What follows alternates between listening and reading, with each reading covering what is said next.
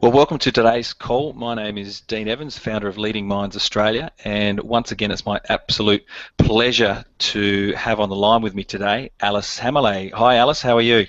I am wonderful, Dean. Thank you for having me again today. I really appreciate it. It's fantastic. Thank you so much for your time. Now, for everyone who's going to be listening to this call, what we're going to be covering today is really communication essentials, if you like, allowing you to listen to and develop your skills as a leader or manager to become a confident communicator, both one-on-one with your team members and also as a public presenter, so when you're speaking and communicating to groups of people.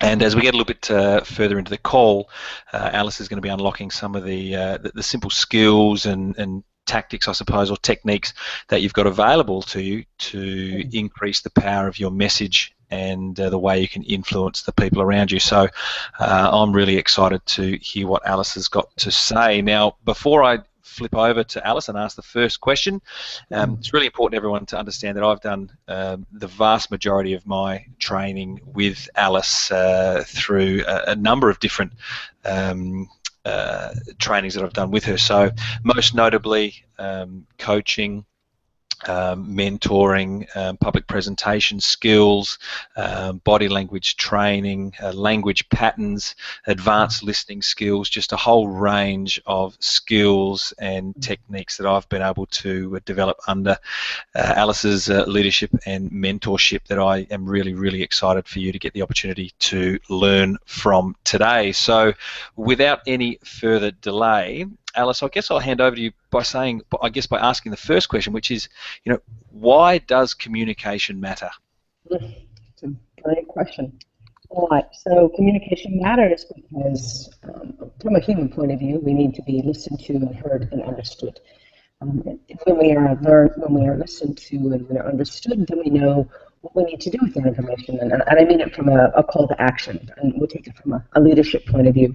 You as a leader, your role is to guide the people you're working with on their mission, on their outcomes in the business. And if many leaders, if they're not aware of the power of the influence of their communication, and if their people are not moving towards that information, if they're not moving to action and call to action, what happens in the company or business is there'll be a lack of productivity, morale will drop, and you will find disengagement of your teams. Okay, so communication is vital because as a human being, this is one of the ways this is one of the ways we connect with each other. And so becoming a brilliant communicator is, I think, essential for any leader. A brilliant communicator. It's one of your most important roles. Yeah, and I guess one of the things I remember quite distinctly from the training was one comment that you made very early on. I think almost it was on the first morning of one of the advanced communication workshops we did. You said we cannot not communicate. Do you want to just explain what you meant when you said that? Okay, we cannot not communicate, whether we're communicating with our words, with our body language, with what is not verbalized or not emoted. There is always some form of communication going on. We know that body language, statistics say that 55% of our communication is body language, 38% is our tonality of our voice, and only 7% of the words we use. And if we look at that from a physiological point of view, it makes incredible sense because the word might come to your mind to say, but your body will respond. You may not verbalize it, but your body will respond from your diaphragm, from your voice, from the tonality of what passes through your vocal cords, and then of course the articulation once the words come out of your mouth. And all of this is a holistic way of looking at communication. Our whole body is engaged in communicating. It is not just our voices, it is not just our written word, even when we're writing, it's our whole body engaged, even in writing what we're communicating. So getting the whole body engaged. I come from this, as you know, Dean, I'm not sure your listeners obviously know this, but my background is a classical singer, and years on the classical stages, and the voice has never lied. The voice was connected, the soul was connected, the emotions were connected, and the audience was then connected to the music. So body language, voice tonality, and all the words, all of this that makes up communication is essential. You can't not communicate. It's who you are as a person. And only once we're no longer on this earth, I guess, there's no more communication. There's no more energy coming from the body. So yes, you can't not communicate.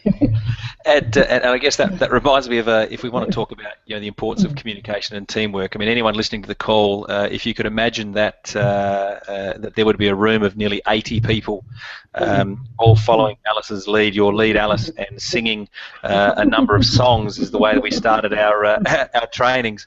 Yep. While it might seem unusual for people to look in and go, well, actually, how does that work in terms of developing your leadership skills? I mean, the point was very clear, which was when you set a good example, because for those listening, Alice is not the tallest woman going around, so it often started with Alice standing on a stool or a chair and essentially conducting 80 of us in a room.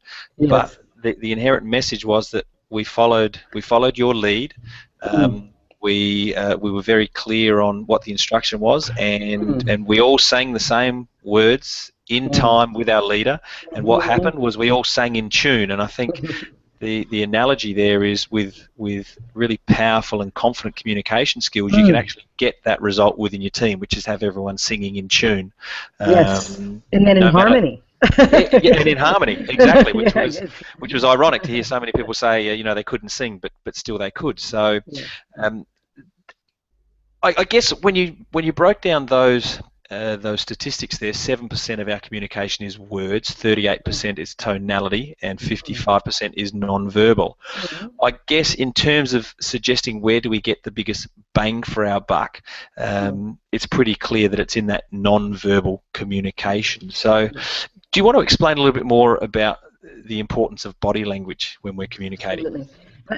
Let's just take this also just from a human tribe, okay? And the reason why 7% of communication is words, why it's so low. How in the world could we ever have explored new lands in this world if we only had 7% if 100% had been words? So we can travel anywhere in the world and use our body language to express what we need. So we're coming from a completely fundamental survival need. Body language is at the essence of communication. Okay, it allows us to survive wherever we go. Okay, which means from a leader point of view, you get an environment. When I talk about environment, not only as a cultural environment, but an individual is also an environment.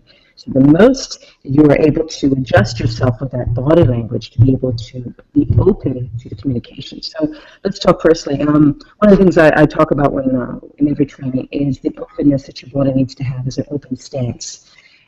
From the moment you greet your team, from the moment you shake hands with your new people that you're being introduced to, and of course the openness of your body stance when you're invoking a message or a call to action. And what I mean by a call to action, whenever you go to a meeting, there's a call to act. There are action steps, there are outcomes that need to happen in this meeting, and there are action steps. And the more closed your body language as a leader, the more your arms are crossed, whether they're in front of your chest or they're down a bit lower, the more you are closing your group off to you. The more that you are fidgeting with your hands, the more that your arms are wavering around in a distractor position, a bit like Vanna White and the Wheel of Fortune. The more of that's happening, the more your arms are placating and begging for, come on, be with me and join me on this. The less status you'll have as a leader, the less certainty people will feel that you actually know where you're going and what you're doing. So I think it's vital for a leader to be able to be aware of what is your body communicating. What is your body communicating? And once you know that, once you know how to get your stance, which is feet firmly planted, shoulder width apart, arms at your side in a nice, relaxed, neutral position. And then what happens to your body is, because then you're in a really good physiology, your breathing improves, you are more anchored in your position, your voice can begin to resonate. But if any of that is collapsed, the voice cannot resonate well.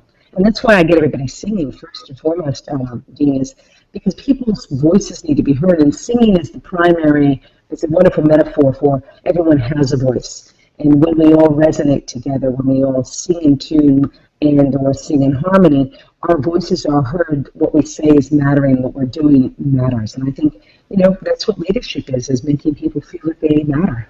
And that's what a business is about.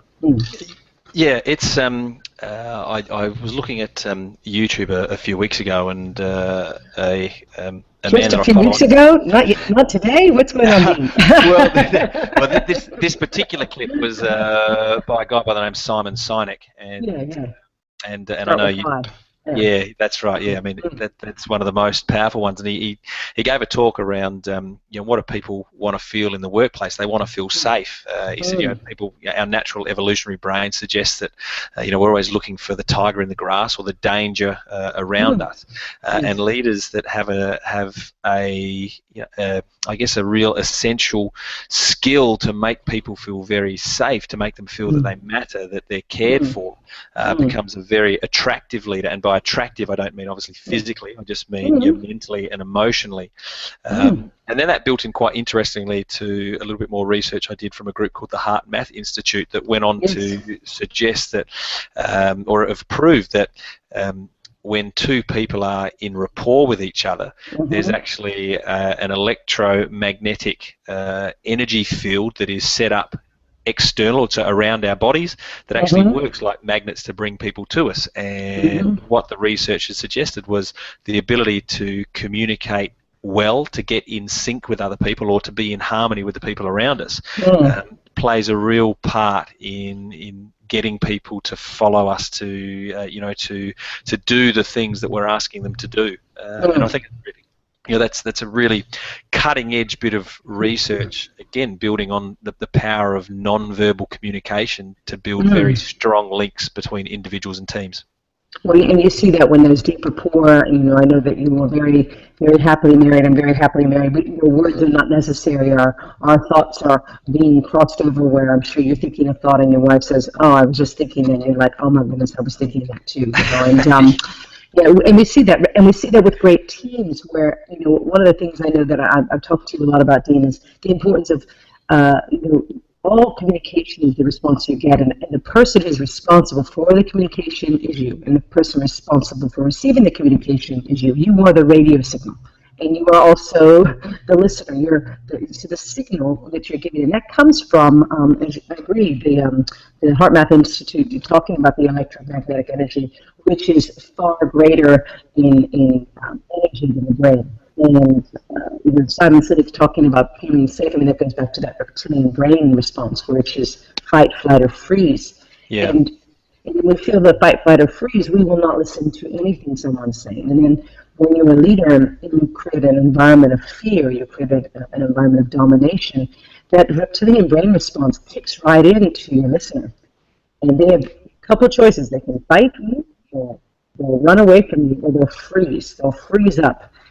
And so I think that's part of the leader's responsibility is how are my people responding to my communication? And because I'm a leader, I am actually the one responsible 100% for how I communicate to my team. I Yeah. can't abdicate the responsibility. I can't abdicate it. That's one of the major things I've been talking about is the abdication of responsibility. If we abdicate, we actually lose momentum, we lose power, we lose influence. Once we say, okay, it is my 100% responsibility to really listen and to be very curious and not judge, so must be a way that I can communicate with this person on my team. Firstly, they're on my team. They're on my team. They're always saying, yes, I believe in the vision of the mission. Otherwise, they wouldn't be on the team. They would have left long ago. Yeah, Yeah. we see that. Yeah. So they're saying people want to be led. They want to believe in the leader, and that's where the tonality and the certainty. What that kicks in is, and this kicks in with Simon Sinek, which is when people feel safe, then they emotionally connect to, which is actually our limbic brain. And the limbic brain is our emotional center of our brain. And if we're not feeling emotionally connected, our hearts are connected. And the heart and the limbic brain are connected.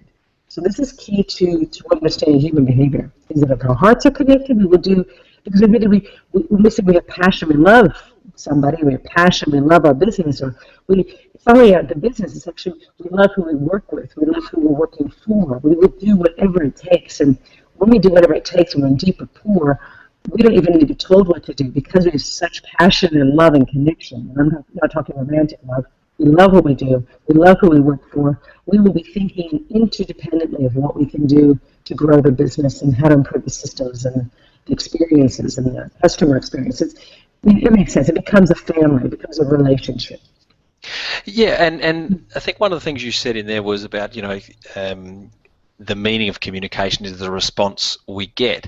And Mm, so while, any one of us may be communicating externally to mm-hmm, mm, the people around us, whether that's mm-hmm, individually or to teams, mm-hmm, then we also need at the same time, I guess the whole yin and yang, or the contrast to that is that while we're communicating, we also need to be very tuned in to the response that we're seeing in the person or people that we're talking with.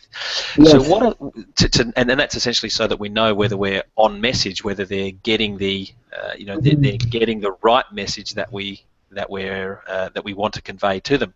mm, So mm, so what are some of mm. the cues that Well, we would want to be looking for there?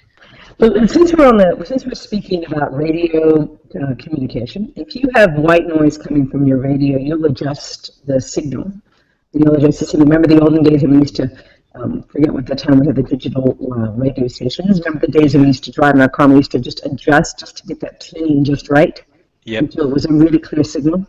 Yeah. And otherwise we're hearing white noise or there's nothing. Okay, so Yes. so let's just take this from a human being perspective. When we hear white noise coming from our team members, the white noise will be things like they'll be waffling on, they will be distracted, they will be procrastinating, they're not listening. It's white noise. Yeah, and literally all they're hearing is shh. Yes. Yes. And Yeah. or they might hear a mix of signals. They might be hearing something from somebody else that needs to be done, and they're hearing what you need to be done, and they're hearing two signals simultaneously going through together. And at that moment, they don't know who to listen to and who to trust and which signal to go with. Okay, so Yeah. everyone needs to know their outcome. And then sometimes there's no signal at all. It's when you're communicating with someone, you say, "Are you even in there? Hello, hello, anybody there?" And they've turned off. They literally have turned off the volume, and they're in their own world. And then we know when that's happening is when they're sitting in a meeting, you don't hear from them. They go to a meeting, and they're quietly sitting in that chair. And when they do that more than 3 times in a meeting, meaning they go to 3 meetings, you know that person's completely tuned off. Their voice is no longer their voice is no longer being heard. They're in their own voice, hearing in their own head. If they're not adding value or if they're not communicating in that meeting, this is all signals for a leader to say, hold on, I've got a team member here who's going to turn the volume off. They've turned off. If they're not talking in the meeting, they've tuned out, Mm. completely tuned out. They're in their own radio station. Yeah, yeah, and it's important to pick up on that, because what most people tend to do there is just keep on talking, Get louder and louder. either get louder and louder, thinking, which is really not understanding the difference between volume and tonality, Mm-hmm. um, Mm. and then I think what generally happens to people, they start to feel that internal sense of frustration. Yes. Or they'll start to externalize the problem. They'll say, well, they just don't listen to me, or they're not listening, as Mm. opposed to, I suppose, that emotionally and socially intelligent leader that is going to say, well, you know what, I need to change the way I'm delivering this message. So it Yes. builds in that level of flexibility that's so critical to managing whatever reaction or response comes your Mm. way. Absolutely. So I guess the key here, and I'm perhaps relating this question to this is, what do we do when we see Yeah, these reactions? Yeah. exactly. Exactly. How do we change that? How do we Mm. alter the conversation so that we can tune in? I guess, tune in, go cut through the white noise and get back Mm-hmm. on message. Terrific. Great question. All right. So the title of this conversation you said is communicating with confidence. Okay. Yeah. And when I look at confidence, I look at that as strength. Okay. So it's really communication with strength, not with bullying, but with strength. And okay. So first and foremost, with that strength, is you as a person who's a leader, you must know your outcome. You must know your purpose for communication. And that comes from sitting down and writing down your clear objectives. How will we know we've achieved this outcome? What will be the benchmarks? What will be the feedback that we're getting that we're on an outcome? Yeah. That's number one, the role of every leader. If you're going to run a meeting and not have your outcomes clearly defined, then don't run that meeting. You're wasting people's time. And considering that people are spending 50% of their working day in meetings, 50% of the working day in meetings. And how often is there a meeting that has a very clearly defined outcome? How often is there a clear outcomes, agenda? What are the action steps? My husband was saying the other day, it was at a very high-level meeting, and he asked a very pertinent question at the beginning. He said, who will be doing the blueprint? Who will be creating the blueprint for this, what we need to do here? And the person kept going on with the meeting, and he just raised his hand and said, excuse me, who is doing the blueprint? Because the purpose of the meeting was actually to have the blueprint. So who's creating this blueprint, he wanted to know. And the meeting went on. And at the end of the meeting, which went on for a couple of hours, he said, so, I'm going to ask one more time, who is doing the blueprint? And no one had said, I'm doing the blueprint. Because the wrong people were invited to the meeting. The person who does the blueprint was not invited to the meeting. He's like, we've now spent 2 hours of this time, and people think the communication. He said, it's amazing when people just waffle. He said, they start a meeting, they waffle, and everyone wants to get their opinion in. Now, it's well and good to get your opinion in, but that doesn't move a team forward. So I believe the responsibility of the leader, firstly, is know the outcome, know when someone is divergent and putting in white noise and wanting to get their channel heard, and then how do you get people back on track to the outcome. And if you don't know your outcome as a leader, then somebody else will take the lead. Somebody else will take the lead in the meeting. And so I think that's the number one responsibility, is know your outcome as a leader. And that's really, yeah.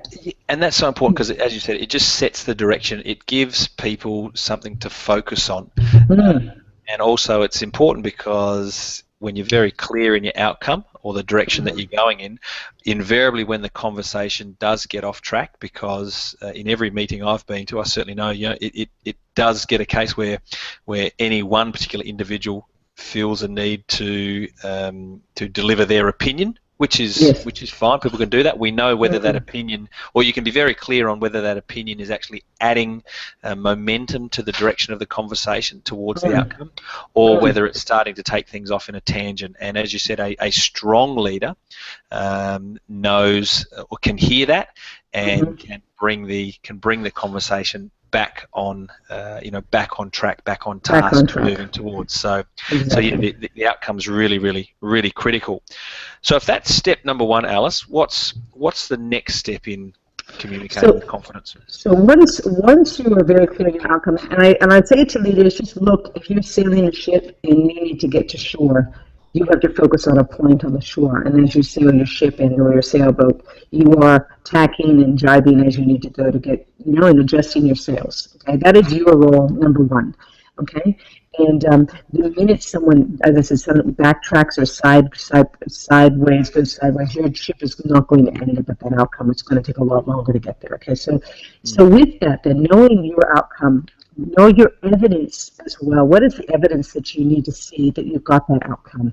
What will be the tangible evidence? If it's a delivery of something, if it's how many customers need to be connected with, is it your sales targets? And with the evidence as well and the outcome, what is the productivity, the energy of your team that this outcome is happening? Is your team more exhausted as of getting this outcome, or is your team getting more energized as a result of this outcome? Okay, so that's the outcome. So step two would be, so you know your outcome. The next thing is you need to have manners. I'm going to go really to a basic thing, but it's called manners. You need to go to that rule that the law of reciprocity, which goes back into Robert Cialdini, which is C-I-A-L-D-I-N-I.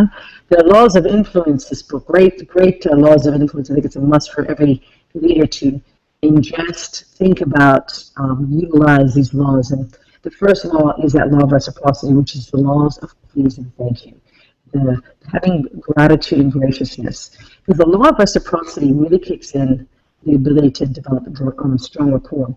So when you have strong manners, like really beautiful manners, you open a meeting and say, thank you everyone for being here today, versus today we're going to be talking about da-da-da. Yeah? Thank everyone. At the start of your meeting, well, thank you. Because when you invited them to the meeting, you said, please come to this meeting, right? Not come to this meeting. There was an implied please, yes. And the please and thank you starts to, again, that reptilian brain gets relaxed. Limbic brain naturally, we're starting to respond. And that immediately that reciprocity kicks in and says, it's my pleasure to be here. So you need to set the tone set the tone for your meeting. Thank you all for being here today. I really appreciate you taking the time to focus on today. We're going to be doing da-da-da-da. We're going to be looking at the next 90 days and how our team is going, and whether it, there's a plethora of conversation you can have on that, but what is the outcome of the meeting? Today, I want us all to walk away with a very clear action steps. Dean, I want you to be able to know what you need to do with your team, and we'll go on that next step. Okay? And that's going to be key. And when the next key that kicks in is the law of authority. And that's why knowing your outcome immediately sets you up with authority. You know why you're there. You say please and thank you. And then you go to authority, and authority is immediately putting you into the leader's position. You're going to lead the group.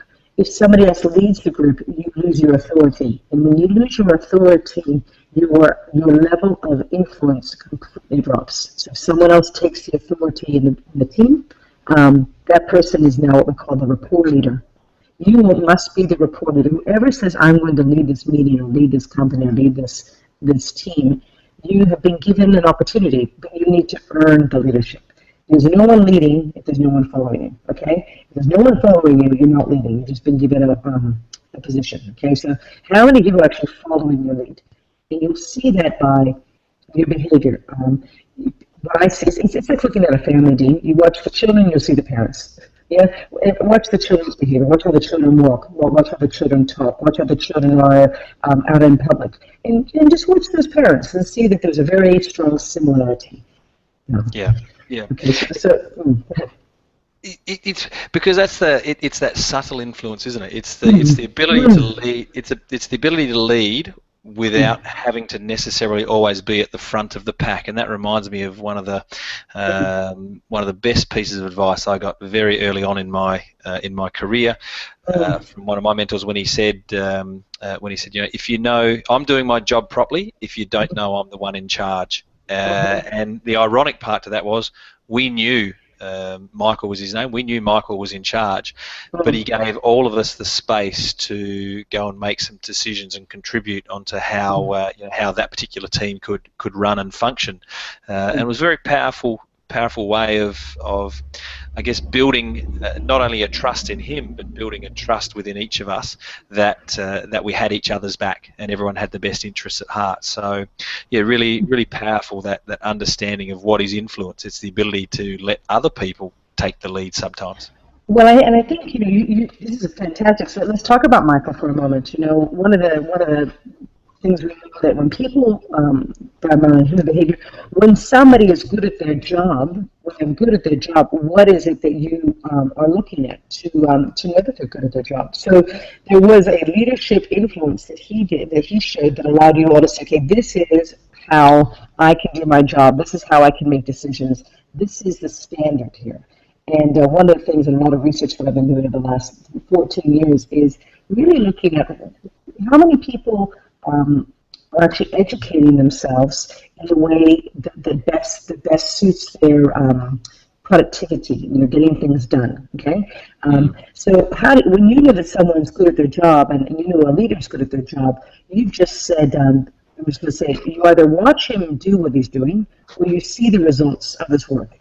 It's very rarely, I would imagine, that you're hearing about from others how he does, or you're reading about it. Is that right? Which one is it stronger, that you watch him doing what he's doing, or you see the evidence of what he's done? What's strongest for you, Dean?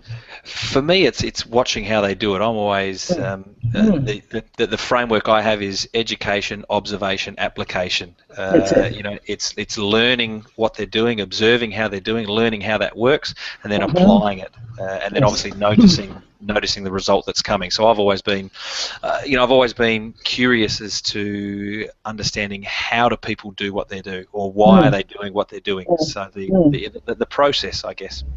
Right, and when I'm hearing that now, what I'm hearing is that this is a modality for you, a way of how we take in information, through our sensory experience of how we see things and hear things and kinesthetically feel. Olfactory smelling and tasting, and all the sensory experience. But for you, your learning, the way that you learn best is watching someone do. So once you can watch it, then you know what to do next. So when you watch your leader lead, that's why the physiology is so important. That's why the leader walking with a clear direction. They walk into the office and they have an outcome. They're not meandering in, they're not walking in quietly, they're not engaging with their people, they're walking in the office, and I think this is key to a leader. A leader walks in the office and says, "Hi, I'm here, and I see you. You're here too." They don't just walk in the office and walk into their office. They walk in the office and then their teams there, their people are there. Imagine a sports coach who doesn't say hello to each member of his team. It would be absurd. He knows every member of his team. He cares about every member of his team. And if he doesn't, that team member does not flourish in that team. Okay? And I think in that there's a real subtle distinction in there as well, which is when people say, well, do I need to care for everyone? I mean, we need to be clear and say that this isn't about having to like everyone, be best friends with everyone, or feel that you want to have coffee or lunch with every single person on the team. Your life. That's right. That's not real life.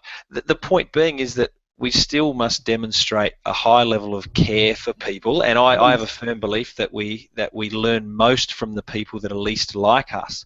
So having an ability to understand, or to develop that curiosity around someone's behaviour, particularly those whose behaviour is different to ours or very different to ours, and to ask that question, well, why are they behaving like that? How are they getting this result of putting themselves offside with other staff members, or being very reluctant to get involved with team discussions, or seemingly needing to have all of the attention put on them, and that comes back, I guess, making the link back is looking at it through the eyes of curiosity. Yes. Really comes back to be able to say, well, what are they communicating? What's the message that this person is giving me without using their words? Absolutely, and I want to say very clearly, and we say communicating with confidence or communicating with strength, it's being present to the person. When you're present, you have to have strength. If you are not present, and what I mean by present, if you can stand in front of someone and actually look at them, you can be present. You can not hold your guard, but be present to them. Be aware of them. If we look at any great teacher, and I'm talking so much, Dean, right now in my business about teachers are leaders. Leaders are teachers. They're one and the same. A great leader teaches. A leader, and I'm talking about it because a teacher cares about the results of the students. It cares about the results that the outcomes are happening. Yes, it has an ability to be able to. A great teacher can say, this person needs to learn in this way to be able to get the result, and it's different from somebody else. So for you, for instance, you're a highly visual person. You learn by watching somebody, but somebody else, that's not the modality. They learn best by doing it as they go. So they learn in a very kinesthetic way. So they know that someone's really good because they see the results of the work in front of them. You see the evidence of the work. So if the leader, and if that's them, and that's going to be more than 40% of the population, if that leader is not demonstrating strength, if that leader is not demonstrating purpose, if that leader is not demonstrating this, and the leader is not demonstrating presence, which is strength, then they're going to be looking at who can I trust here, and who can I can't trust this leader. I don't know that this leader actually knows where they're going. Where's the ship heading? So I think it's an absolute kinesthetic, first is your body stance. You must walk in, and I'm going to say the word must. It is your responsibility. If you've been given a managerial or leadership position, your people are your team members.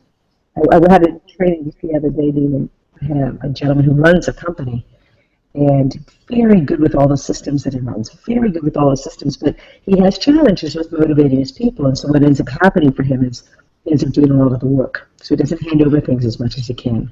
And from a fundamental point of view, he's in a leadership challenge. Why is he not passing on the information? Why is he not passing on and delegating? And it comes from a fundamental focus of himself not trusting, but it's not trusting others, it's actually not trusting himself. Yeah. So we did an exercise with him, and I had him in a larger group of people, and I had him walk into the room, and I said, I want you to greet everybody in the morning. I said, do you like your job? He goes, I love my job. I said, would you want to be doing anything else? He said, no, this is my dream. This is my dream. I said, well, then you need to share this. This is your dream. Steven Spielberg, Walt Disney, Richard Branson, you can talk to these people. there's nothing else these men would want to have done. They wake up in the morning, my God, I've got the best job on earth. I'm like, oh my God, I got to go to work today. You know, Yeah. you need to walk in the morning, going, my gosh, I'm so blessed with what I get to do today. I get to lead. I get to dream. I get to create a vision. This is what leaders do. I get to create an award-winning team here. I get to create a gold medal team here. I get to work with the best. You know, and if they're not the best yet, let's get them. Let's get those Waratahs up there. You know, let's get those Rabbitohs up there. You know what I mean? You know, Yeah, exactly. sports, but the leader has to come and say, my God, I'm privileged. I am privileged to have this opportunity. Versus, oh, I've got Bob and accounts, or I've got Marjorie here, and oh, there's such a, you know that this is an opportunity. These people are looking for leaders. People are dying, literally, and I use the word dying. Energetically, people are dying because they do not know often where they're heading. Our job as a leader is to energize people. Our job as a leader is to give them direction. Our job is to believe in them. That's what a teacher does. You've got a great teacher, they believe in you. And that's why you excel in that class. You excel. There's a number. There's a number of things as you're talking there coming up, and one goes back to an exercise again.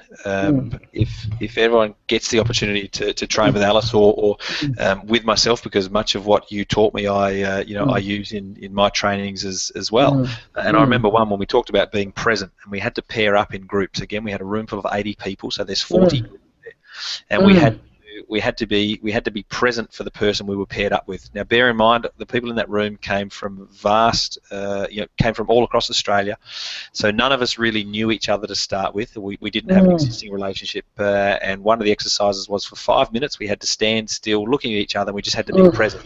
We had to notice the movement. We had to notice the physical changes. We needed to notice the dilatation of the pupils, movements of the fingers, shifting of the feet.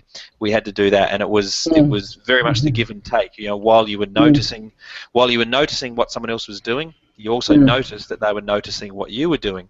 And again, that was what seems like a fairly simple exercise was really quite. I don't know if confronting was the word, but certainly was uncomfortable. Exposed. It was exposed. Suddenly that you're being watched, you're being looked at, and you need to notice what's going on for someone else. And then, in true style, you forced us then to sit down next to each other.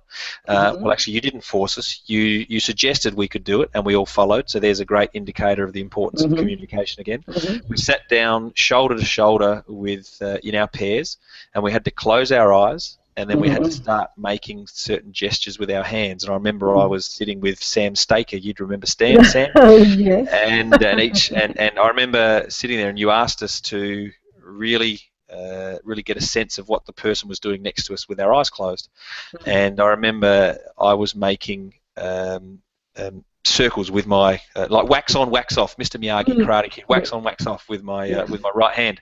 And I remember after about a period of 2 minutes opening up our eyes to find that Sam and I were doing the exact same movement. Now the question there is, was I responding to what he was doing, or was he responding to what I was doing, or did we both inherently sense what each other was doing? And I still can't answer the question except to say that when you learn to be very present for the person you're communicating with, in your own way, the possibility, the opportunity is created to actually get in sync with what they're thinking, what they're feeling, and I guess in many cases what they're starting to, the picture they're creating in their mind.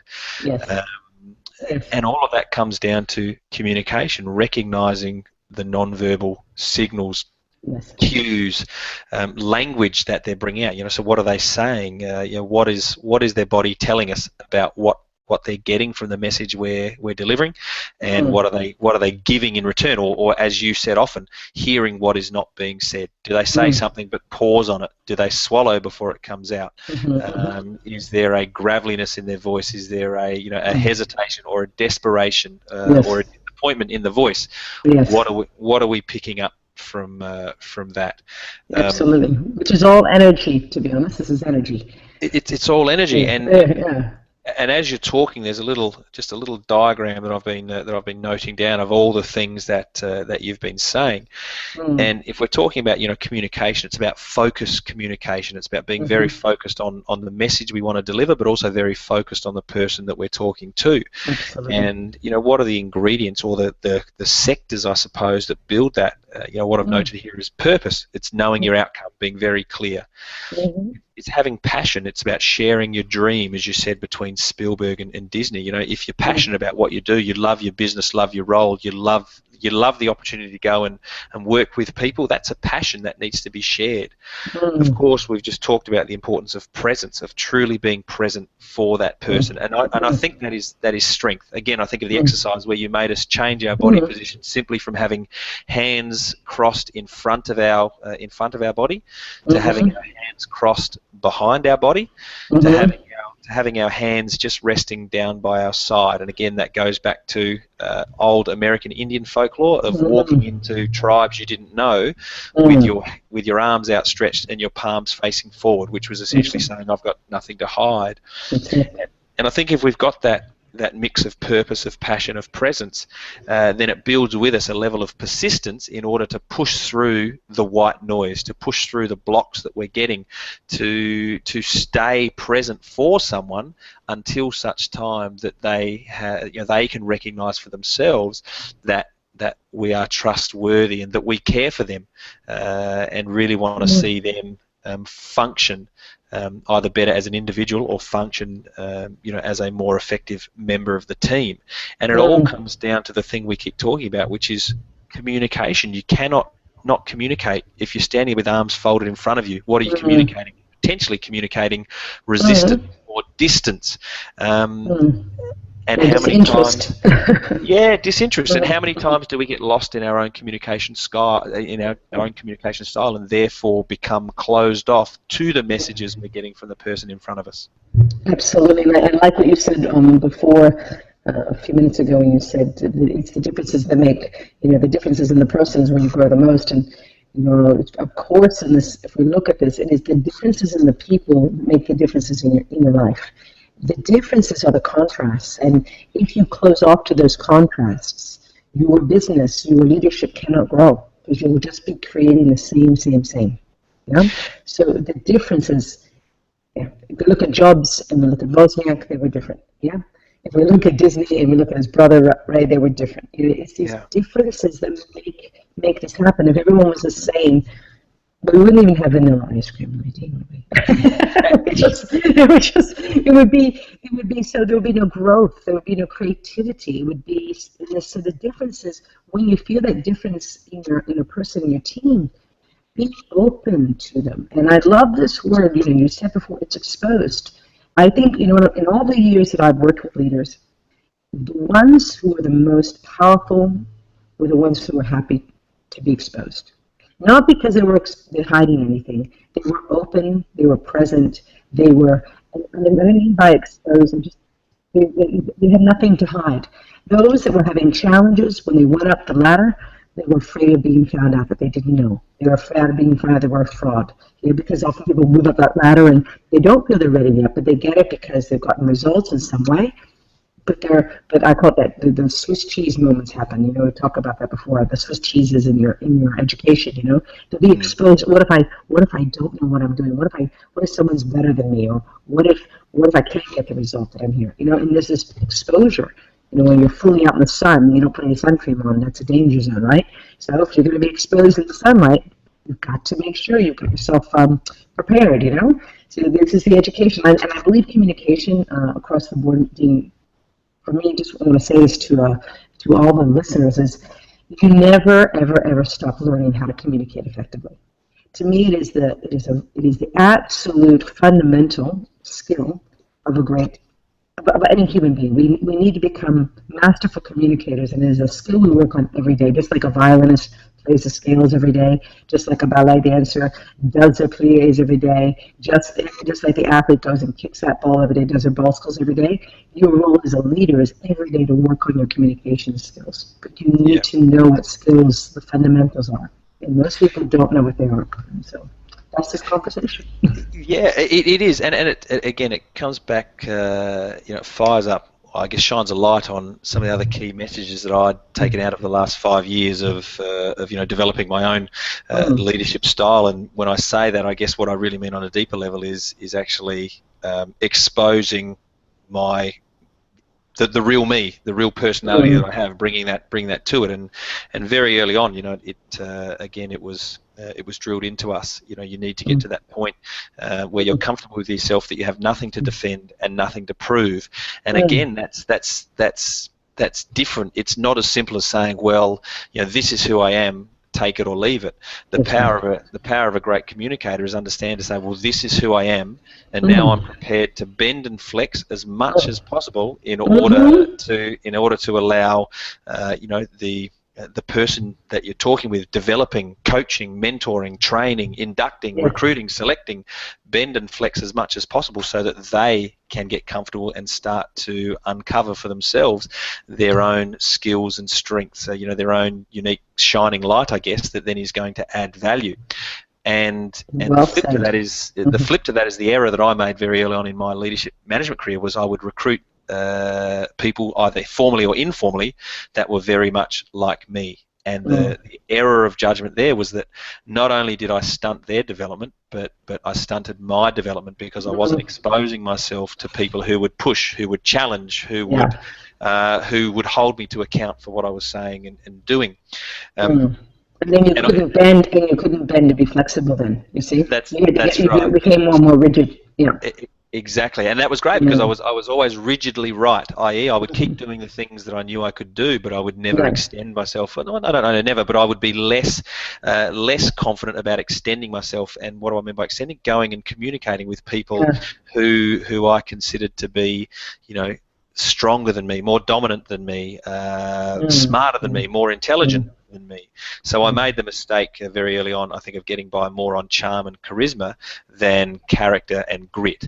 And how did I learn? What did it push through many of the communication training development was understanding it's okay to be vulnerable. And again, Breen Brown does a very great clip on YouTube about the power of vulnerability.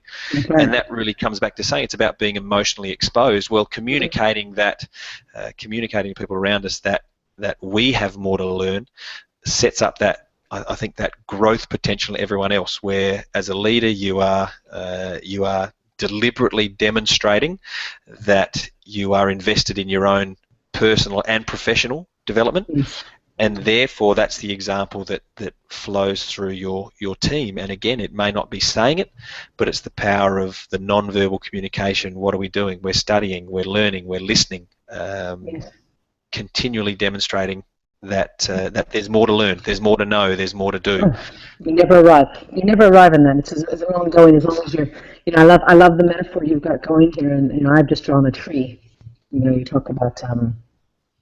You said when you were starting off, and you were inflexible. So you had your way, and you hired people who were like you. But then before that, you said, the more you lead, the more bend, the more flex you have, and that's a tree. A tree, the taller the tree, the more it actually moves with the wind. The more flexible as it moves, like a skyscraper. Same thing. The higher the building, the more it has to move with the wind. Otherwise, it's going to collapse. So the foundations. This is where the status of how you stand is so vital. If you can think about your feet as your legs as being the roots in the trunk of your tree, your arms are your branches reaching out, and your mind and your thinking must be flexible. And so that you are never right or wrong. It's not about that. It's an openness of learning, of possibility. And that's all in the things. I think we can look at ourselves as a tree, and then all these trees around us, the more rigid you are, the more you will be stuck in your ways. Yeah? You won't move toward people. Yeah, and it's to understand that I think I read once that the height of the tree is equivalent to the span of the roots. So that's right. That is right. the foundations are just as big. So, if you want to build a bigger team, you want to build, you want to build better results. Then you've actually got to be prepared. The secret is in building wider foundations, more stable foundations, and the foundations, in this case, using again the metaphor of the tree, are the roots. They're the things that you don't see. They're the things below the surface. So that is, communication, non-verbal communication, most importantly.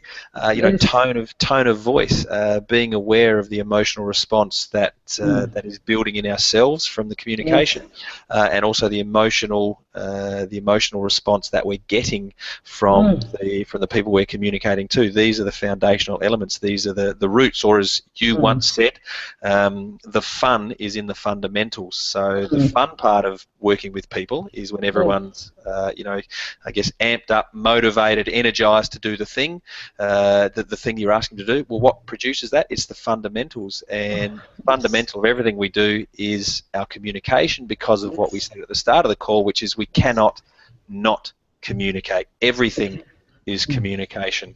And with that, we have incredible trust, and that is the fundamental of any great team.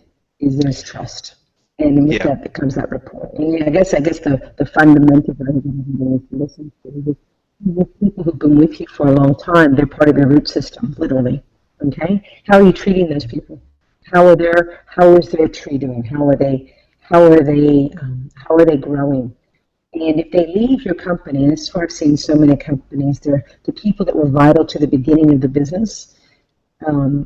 They're maybe not stretched in or validated. Other people come in, new shiny things. And when those root systems get infected in any way, that tree is going to come down. And it may not come down in the first couple of years, but it's coming down if that root system in any way is not loved and cared for.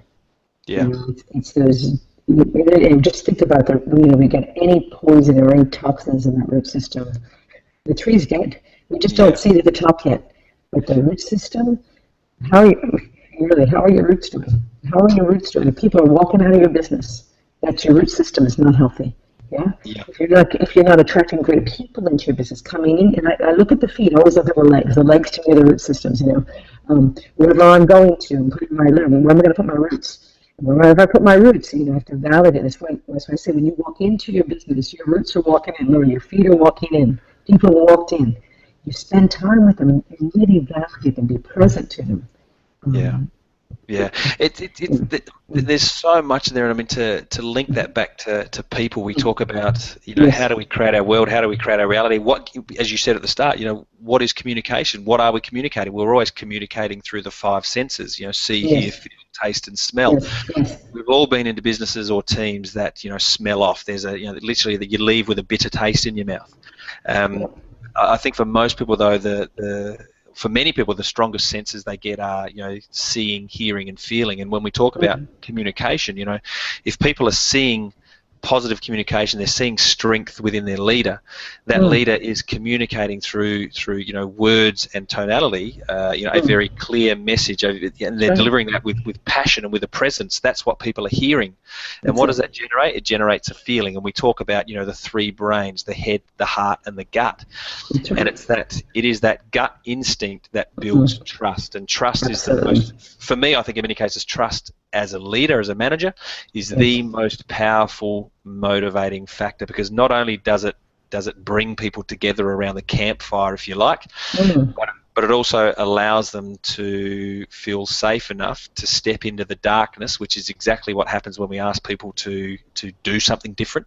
It's going to a dark spot, something they haven't considered for themselves or haven't seen the possibilities yet.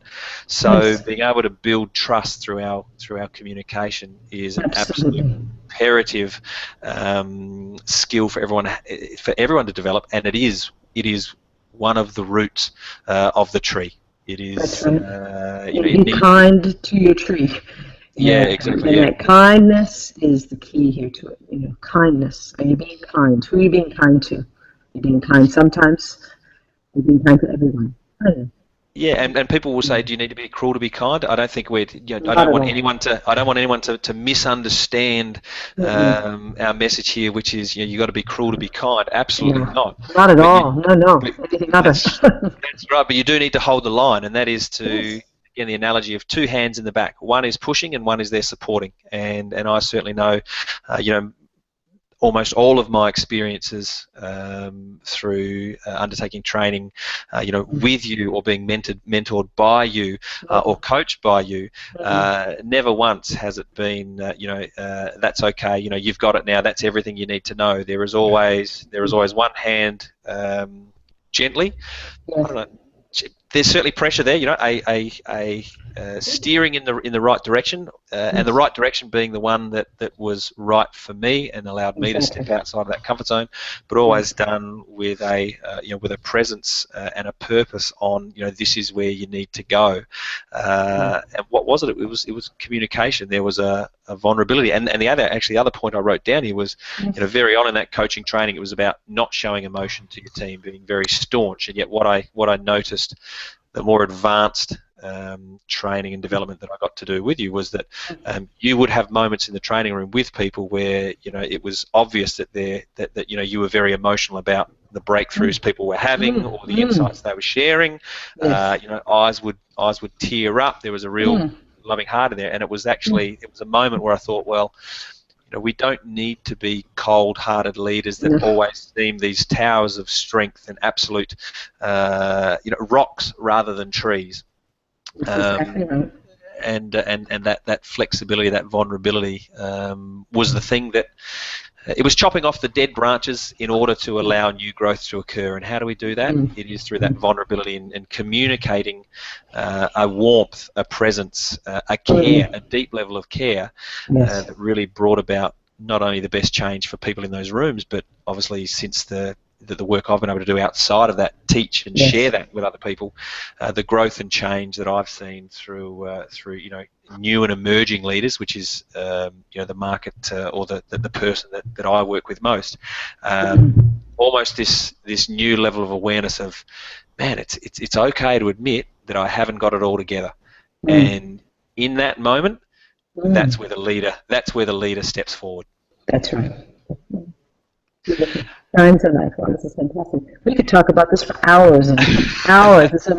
You know, this is the fundamental conversation right now in the world right now. The world is looking for the leaders, and let's say the leader is already in every person. So it's not about you look at yourself and ask yourself, how are you leading? How are you communicating? Absolutely. Yeah. Absolutely. So to start to bring it into tie together, the 5 keys we've got, or the 5 principles you've highlighted for us there, Alice, in communicating with confidence has been, number 1, know your outcome. So whether that's with an individual or a team, know what the outcome of your message is. What is it that you want to say, have to say? Number 2 is gather evidence. So make sure that you're seeing, hearing, and feeling the responses that you need to tell you that the message has been received by the people you're communicating to. Remember our manners. You know, mum and dad or grandma and grandpa were right. You know, be polite, be respectful, be courteous, be passionate. Be kind. Be kind. Be kind. Yeah, use the laws of influence. Yeah, reciprocity. You've got to give to get. Use please and thank you, and authority. That inner strength. Number 4 was be present. You know, like the tree, stand tall, stand strong, and be flexible for what's happening around you. And the 5th one you had in there was growth. Ensure that we are consistently improving and building on our communication skills.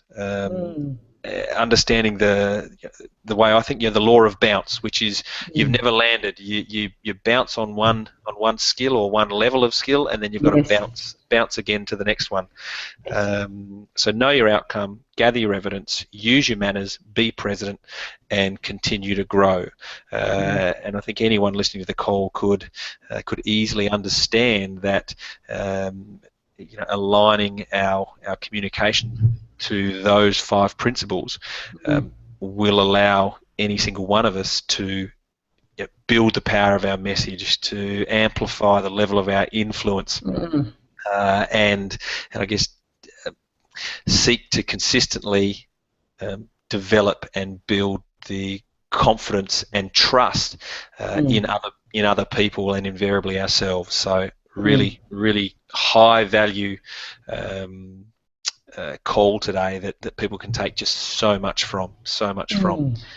Bringing it together, Alice, is there a way that you would get us all around that tree, if you like, or all around that campfire? And what's the final message that you've got for people to take out of today's call on communicating with confidence? Believe. I use that word. You need to believe in believing in others. You are able then to. How do I say this to you? Seeing people as whole, seeing people as capable, is the key to it all. You must see people as whole. You there? Yeah. You must see there's no one is broken. They are ready for your guidance, but people need to believe. They need to have hope. They need to believe you care. And when they believe you care about their growth, you believe about their results, people will do amazing. And I want to say this, never underestimate the person in front of you. That's what I want to say. Never underestimate the person in front of you to achieve an outcome, a goal, a dream, a vision. Yeah. Never underestimate the power of a human, of us, of our potential. And that's what leaders just must believe. They must believe in the potential of the person in front of them. Yeah. I guess they don't yet. Yeah. I guess in some ways it's saying, if the person themselves can't see what they're capable of, then as a leader, ensure that we are committed to showing that to them until such point in time that they can see it for themselves.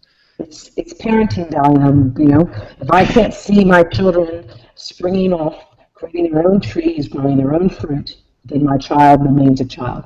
But, the moment I see my child as a fully independent, interdependent part of this world, what's the goal? That means I've done well as a parent. My offspring have sprung off to create more. Versus, that's a whole other discussion. But I think that's the key. That's right.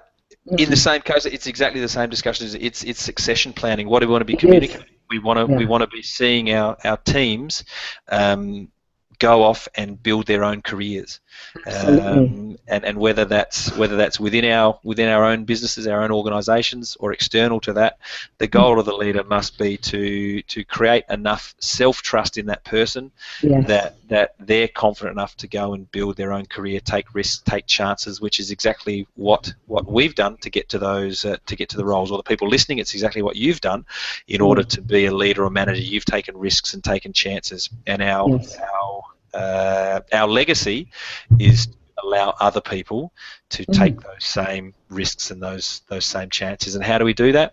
Through clear and confident communication. Yeah, awesome. Well, Alice, look, as always, just a wonderful way to spend an hour. Such a huge number of powerful insights, and I think sharp awareness around what communication really is. As you said, keep sharpening the saw. I think for the people listening, there's just so many great learnings to be taken out of the recording. If you've listened to this once, go and listen to it again and again and again.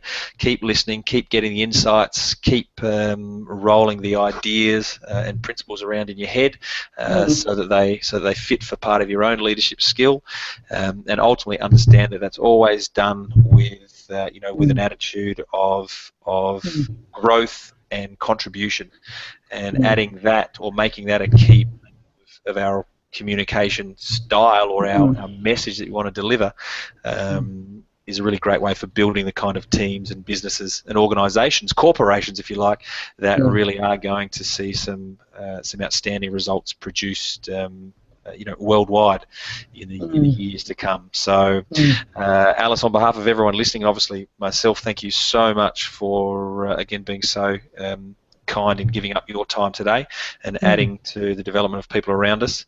Pleasure. And I'm sure in time I'll come up with more ideas and things to interview on, and I've got no doubt that all of our listeners will really benefit so much from the deep level of wisdom and insights that you've got to share with every one of us. Thank you, and I wish everyone all the best on your leadership and building your teams, and going out and really serving. So thank you so much, Jim, for the opportunity. And great to be able to talk with you today. Thank you so much.